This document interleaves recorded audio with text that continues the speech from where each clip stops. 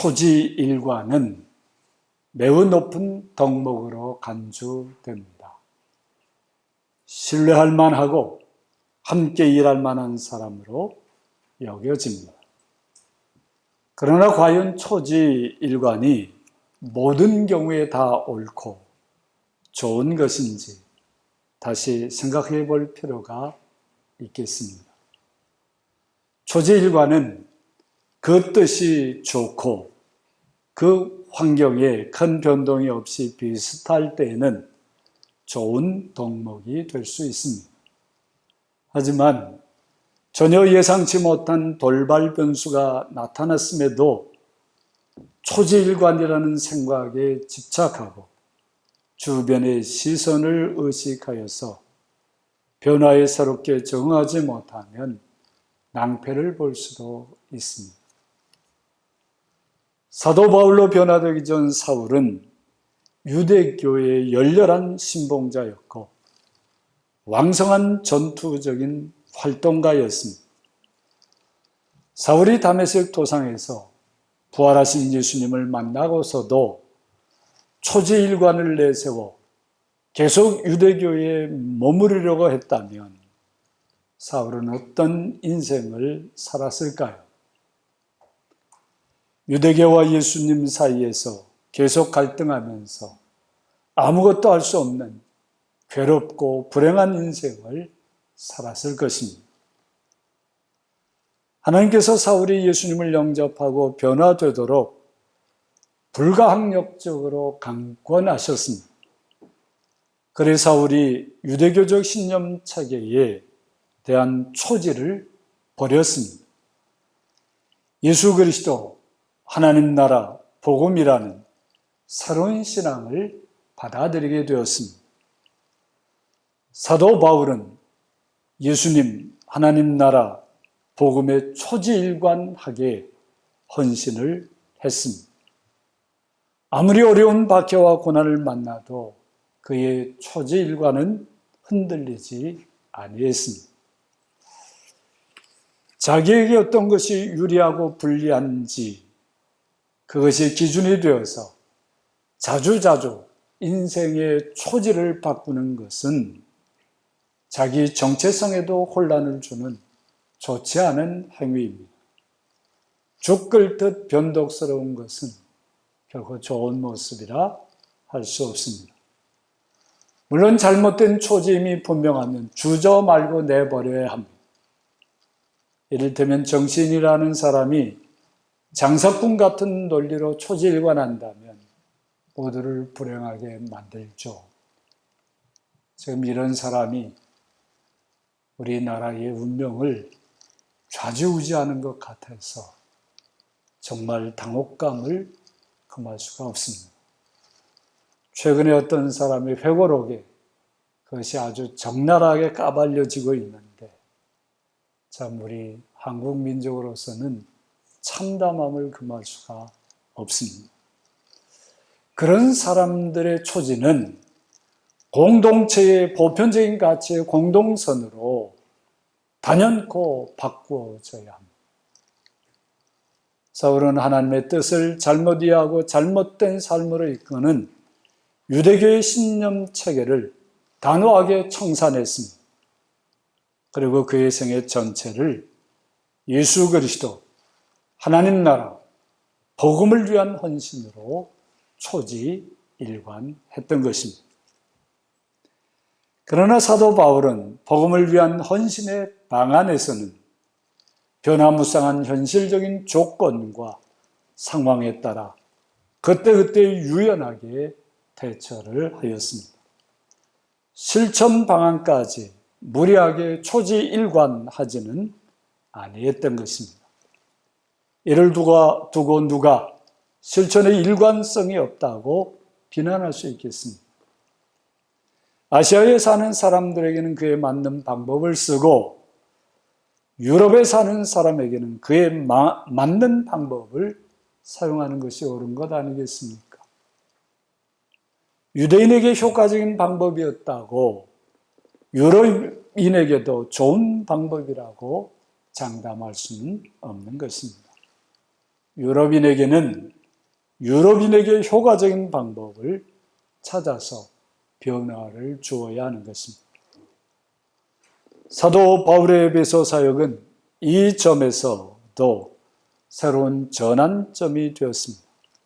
먼저 사도 바울은 제2차 전도 여행까지 주로 회당 중심으로 전도를 했습니다.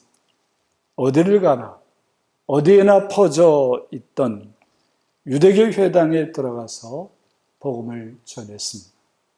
그때까지만 해도 사람들이 유대교와 예수 그리스도의 복음은 한 뿌리의 다른 해석 정도로 생각했기에 가능했던 일이었습니다.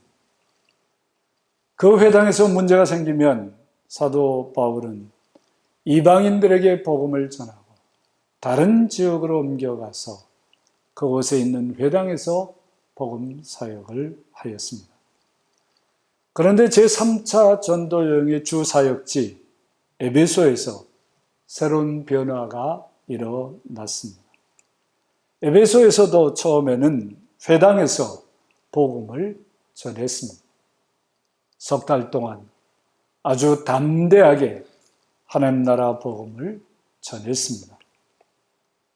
그런데 회당에 있던 어떤 사람들이 무리 앞에서 이 복음을 비방했습니다.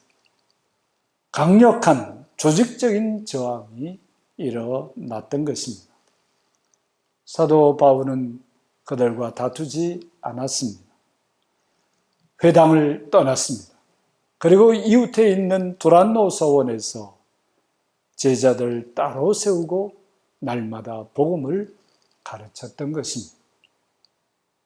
종교 목적의 건물인 회당에서 일반 목적의 건물인 서원으로 복음을 전하는 장소를 바꾼 것입니다. 두란노 서원은 수사학을 가르치는 선생인 두란노 티라누스의 강의실이었던 것입니다. 복음이 종교 시설에 머무르지 않고 사람들의 모든 영역에서 역사한다고 하는 상징성을 가진 변화였던 것입니다. 이미 시대적으로 복음은 더 이상 유대 회당에서 어정쩡한 공존을 넘어서 독자적인 세계를 구축해야 하는 때를 맞고 있었던 것입니다. 그리고 또 하나의 변화는 사역 전략이었습니다. 그 전까지 바울은 넓은 지역을 돌아다니면서 전도를 했습니다. 제1차, 2차 전도여행까지 그리 했습니다. 복음을 한 번도 듣지 못한 지역이 많았던 초창기에는 불가피한 일이었습니다. 순회 전도 전략이라고 이름을 붙일 만한 일이었습니다. 그러다 보니 한 곳에 오래 머무를 수가 없었죠. 보다 넓은 지역의 복음을 한 번이라도 전할 수는 있었는데 믿은 성도들을 돌보고 그곳에서 계속 복음을 전할 지도자를 키우는 일은 아무래도 어려웠던 것입니다.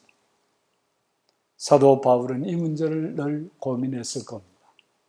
제2차 전도여행 말미에 고린도에서 1년 6개월을 머무르면서 이 문제와 씨름하며 실험을 했습니다. 많은 시행착오가 있었습니다. 그리고 제3차 전도여행에서 전도 전략을 바꿉니다. 그 지역의 중심 도시에서 오래 머물며 지도자들을 양육하여서 그들의 주변 지역을 복음화하게 하는 방법입니다. 거점 전도 전략이라고 이름을 붙일 만합니다. 2해 동안 에베소에서 머물면서 날마다 이 전략으로 일했습니다. 옛 방법, 복음을 순회 전도 전략이 그때는 좋은 방법이었지만 어느 정도 복음이 전해진 상황에서는 거점 전략으로 바꿀 수밖에 없었던 그런 상황이었던 것이죠. 언제까지 사도 바울 혼자 그 넓은 지역을 다 돌아다니면서 전도할 수는 없는 노릇이었던 것입니다. 사도 바울과 그 일행은 자신들에게 익숙한 장소, 익숙한 전략을 과감하게 버리고 새로운 시대의 변화와 여건의 변화에 효과적인 방법을 찾아내었고 그것을 실천에 적응하게 했던 것입니다. 그렇게 변화에 적응한 결과는 아주 놀라운 열매로 나타났습니다. 아시아에 사는 자는 유대인이나 헬라인이나 다 주의 말씀을 듣더라 하였습니다. 에베소는 당시 로마 식민지 아시아 주위의 수도로 인구 10만 명 이상이 사는 도시였습니다. 고대 사회에서는 엄청난 대도시였던 겁니다. 거기 사는 유대인이나 헬라인이라는 말은 인종과 사상과 종교를 넘어 모든 사람을 의미하는 것이었습니다. 수도에서 일어난 일은 그 지역에 쉽게 파급이 됩니다. 아시아에서 사는 모든 사람들이 주의 말씀, 예수 그리스도와 그 복음, 하나님 나라를 다 들었다는 말씀입니다. 바꾼 전략대로 에베소 주변에 골로새, 라오디게아, 히에라폴리스 등지의 교회가 세워지게 되었던 것입니다. 주의 말씀은 놀라운 능력의 역사로 이어졌습니다. 믿는 사람들이든 믿지 아니하는 사람들이든 다 주 예수님의 이름을 높였습니다. 우상과 마술의 도시, 장사꾼들의 도시인 에베소에서 참으로 놀라운 역사가 아닐 수 없었습니다. 그리고 그런 놀라운 역사는 사회적인 대변혁으로 이어졌습니다. 믿는 사람들이 자복하여 회개하는 역사로 에베소를 새롭게 했던 것입니다. 마술하던 사람들도 마술책을 대중 앞에서 불태우면서 새로운 삶을 다짐했습니다. 에베소가 얼마나 새로워졌겠습니까? 하나님의 말씀이 이처럼 힘이 있어서 흥왕하여 세력을 얻게 된 것입니다. 복음 전파의 장소와 전략을 그 시대의 변화에 따라 바꾼 열매라 하지 않을 수가 없습니다. 역사에는 가정이 없다고 합니다. 하지만 오늘의 우리들을 돌아보기 위해서 사도 바울의 복음 전도 장소와 전략을 바꾼 일에 한번 역사적으로 가정을 해 보아야 하겠습니다. 만약에 사도 바울이 회당에서 서원으로 복음 전파 장소를 옮기지 않고 계속 회당에 머물기를 고집했다면 어떤 일이 벌어졌을까요? 회당 세력과 다툼은 계속되었을 것입니다. 안 봐도 비디오죠. 서로에게 상처를 주는 무익한 논쟁이 그치지 않았을 것입니다. 복음을 전할 시간과 에너지를 그런 싸움에 다 써버리게 되었을 것입니다. 계속적인 불화와 갈등으로 복음은 사람들에게서 오히려 큰 비방거리가 되었을 것입니다. 그렇지 않았겠습니까? 또 만약에 사도 바울이 초지일관하여 순회 전도 전략을 끝까지 고수하였다면 어떻게 되었을까요? 골로새, 라오디게아, 히에라폴리스 교회는 생겨나지도 않았을지도 모릅니다. 사도 바울 이후를 이어갈 지도자들도 세워지지 않았을 것입니다.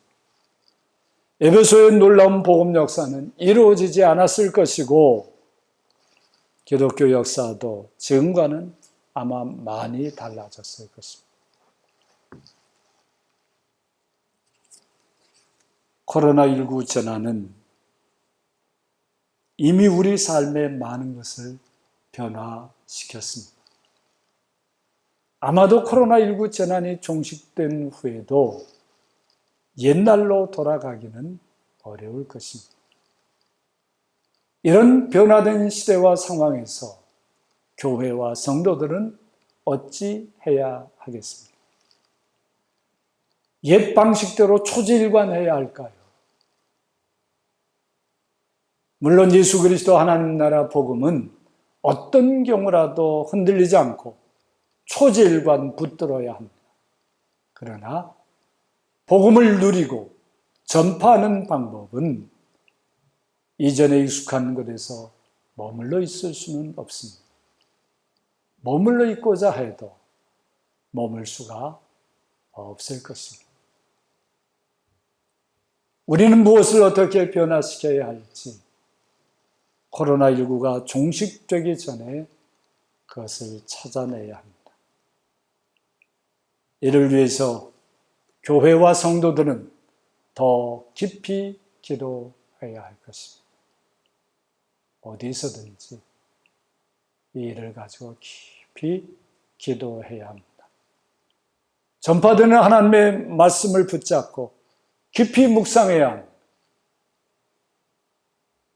예배와 전도와 봉사와 교육과 친교의 방법을 변화된 상황에서 어떻게 해야 할지 참으로 깊이 연구하고 대화해야 할 것입니다.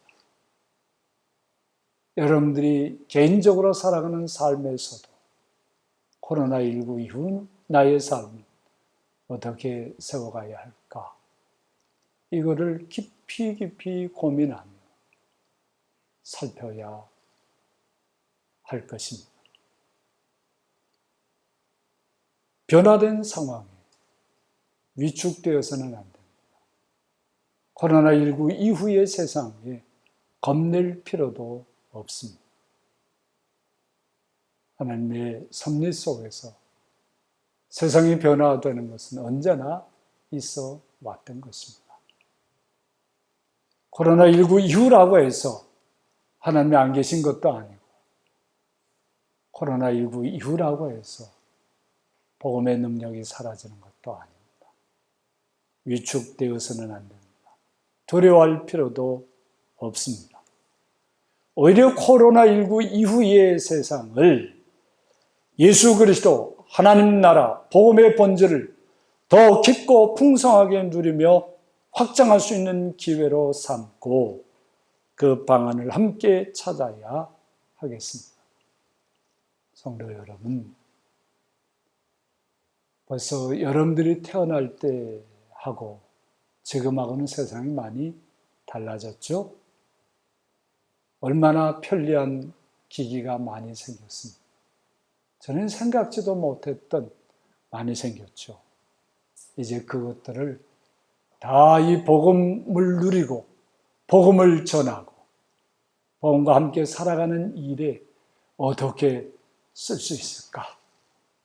그걸 어떻게 활용할 수 있을까? 이걸 골똘하게 생각해야 합니다. 정말 기도하는 중에 하나님의 말씀을 붙잡고 있는 중에 소위 비대면, 언컨택트 세상을 우리가 어떻게 복음을 더 잘 누리고 풍성하게 할 수 있는 길로 만들지 이것을 이제 우리 온 성도들이 함께 기도하면서 찾아가야 하겠습니다. 오늘 시작으로 해서 새로워진 세상을 살아갈 우리 성도들의 믿음의 삶을 새롭게 세워가야 하겠습니다. 서로 많이 얘기해야 되겠죠? 어떻게 얘기해야 되겠어요? 만나서 얘기하기 어려우면 비대면으로 얘기하는 것입니다. 하려면 방법이 얼마든지 있잖아요? 그렇게 나가는 것입니다. 그리고 그런 비대면의 대화를 공공성의 확보라고 하는 복음의 공공성을 확보하는 방향으로 잡아가야 할 것입니다. 이제 저 혼자만 잘 먹고 잘 살기 위해서 신앙생활하는 것이 아니라 우리가 함께 잘 살고 함께 하나님 나라를 누리기 위해서 그런 방향으로 우리 믿음 생활을 어떻게 할까? 어떻게 이 세대를 잘 섬기고 이 세대에서 복음을 전파할까? 옛날 방식대로 할 수가 없습니다. 해서도 안 될 거예요. 별 효과가 없을 것입니다. 그것을 함께 깊이 생각을 해보십시오. 그리고 함께 나눕시다. 성도 여러분, 여러분들이 개인적인 삶을 살 때에도 사업을 하든 학업을 하든 무엇을 하든 이제 달라진 세상에서 효과적인 방법을 택해야 하는 것입니다. 사업을 할 때 광고 하나만 하더라도 이제 옛날 방법에 전단지 가지고는 어려워졌다는 것을 이제 알게 된 것 아닙니까? 그러면 어떤 방법이 있을까요? 방법이 없지 않아 있습니다. 그것을 찾아가는 것이 필요한 것입니다. 우리 하나님께서는 이렇게 새로운 시대를 감당할 만한 방법을 구하고 찾고 두드리는 사람들과 교회에게 참으로 놀라운 은혜를 부어 주실 줄 믿습니다. 꼭 기억을 하셔야 합니다. 사랑하는 성도 여러분, 위기가 곧 기회입니다. 함께 더욱 기도합시다. 함께 더욱 말씀을 붙잡읍시다. 마음을 열고 서로 사랑으로 교제하며 섬깁시다. 교회도 그것을 끊임없이 기도하며 연구하면서 여러분들과 나눌 것입니다. 교회에서 나오는 모든 얘기들 여러분들도 마음에 담고 그것을 함께 실천하기 위해서 수고해 주시기 바랍니다. 그럴 때 우리 주님께서 새로운 시대와 삶으로 우리 모두를 이끌어 주실 줄 믿습니다. 아멘.